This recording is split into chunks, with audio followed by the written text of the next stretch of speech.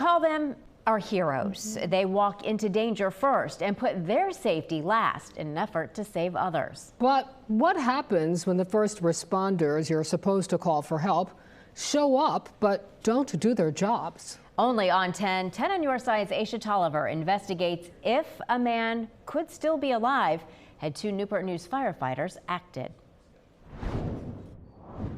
It was a shot spotter alert on October 15th, 2023 that first sent Newport News police and firefighter medics to Garden Drive. When they got there, they found 39-year-old Quandrell Williams of Smithfield with a gunshot wound behind this home. Williams was transported to a local hospital where he died 10 days later. That's the story the city shared with the community. But the story 10 on your side uncovered might lead one to question why the city didn't share more.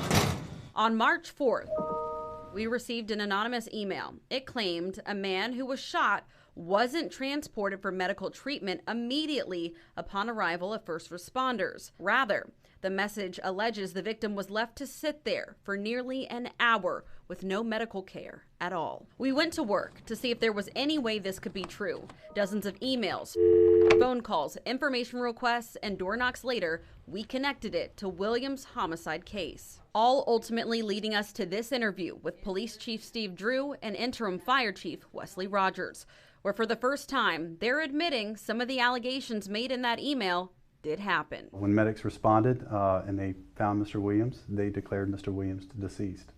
After some time of being on the incident, they realized that Mr. Williams was not deceased. We had a lot of questions. What made them believe he was dead? Did medics attempt any aid? And what did they tell the family? Neither Rogers nor Chief Drew would go into detail, saying this was an active criminal investigation.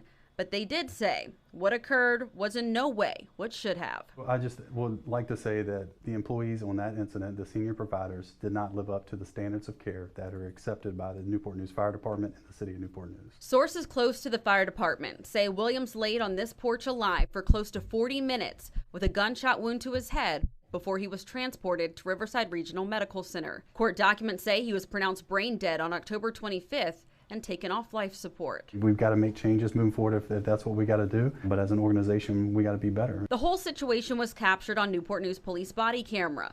While we asked to see it, citing the investigation, the city wouldn't release it. So what really went wrong?